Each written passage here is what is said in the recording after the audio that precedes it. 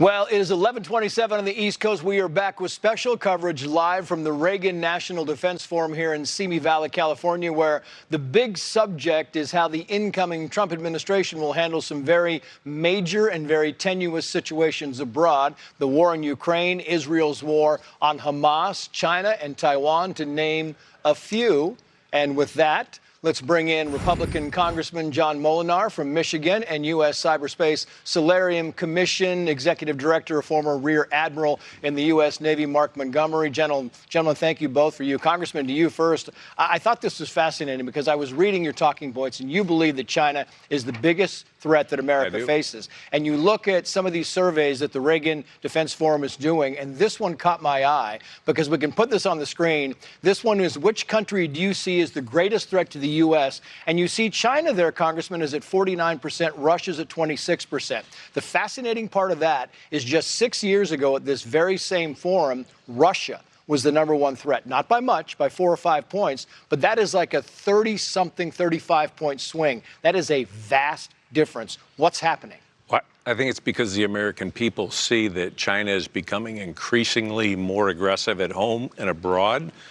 They are violating trade policies. They are building up a defense threatening Taiwan and their neighbors, and they're spying in the United States of America and committing tremendous human rights violations, Uyghur genocide. And so I think people are becoming more aware of that.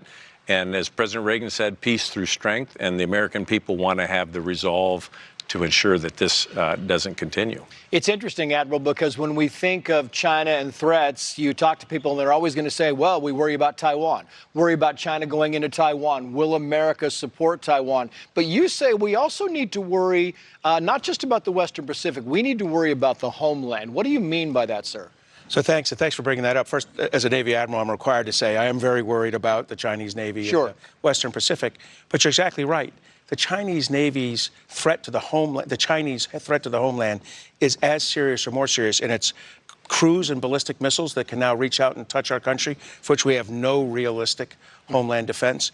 And then even more important is, as Chairman Moolenaar said, the cyber threat to the United States. You know, we just had Salt Typhoon and Volt Typhoon. One was a compromise of our telecommunications networks, and one was a significant, what's called operational preparation of the battlefield of our critical infrastructures. In other words, the Chinese putting in malware that can attack our systems. So China is a significant homeland threat. Yeah, it really is. And you look at things like the Chinese spy balloon, and we really didn't get a lot of answers on that. It kind of flew over for a long time, and we just kind of washed it away. But it's in the back of people's minds. They're looking at things like this. If China invades Taiwan, the Reagan National Defense Survey says, would you support, if China invades Taiwan, moving U.S. military assets into the region? 58% say yes. Sending more military equipment to Taiwan? 56% say yes. But the Select Committee has simulated this war. And you say the results were not as fortuitous as we thought they would be. Well, you're right. And we have concerns about the strength of our defense industrial base to do a prolonged war against someone like China. We have the greatest military, the strongest fighting force. But unfortunately, there's been a lot of atrophy in our defense base, and it's been stretched with conflicts in Ukraine as well as the Middle East. And we need to rebuild our military industrial base so that we can deter aggression against Taiwan and others in the region. And now a lot of generals we talk to as well, Congressman, they also war game this. They war game it all the time, and they you know, the islands that are getting close to Taiwan, and China has militarized those. That's also very scary, and we need to look at what's happening in that region as well.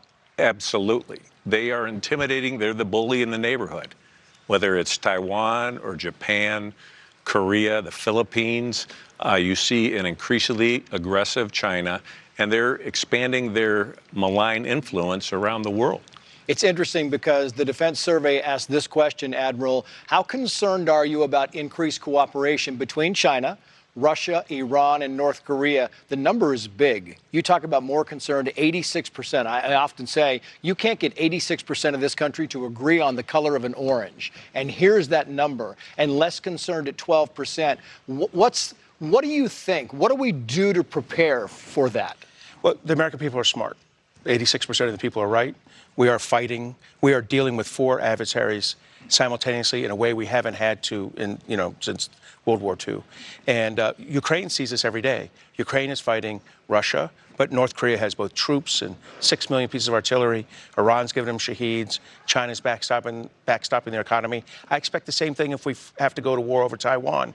We'll be fighting China, Russia, Iran, and North Korea. I think in that case, really China and Russia and North Korea will be the big ones. But in every kind of conflict you see, we're seeing North Korean equipment showing up with Hezbollah. Yeah. I mean, it's all 4 of these against those who believe in the Western way. Yeah. Admiral Montgomery, Congressman Moolenaar, thank you, gentlemen. Thank Great you, conversation. Trace. We appreciate it.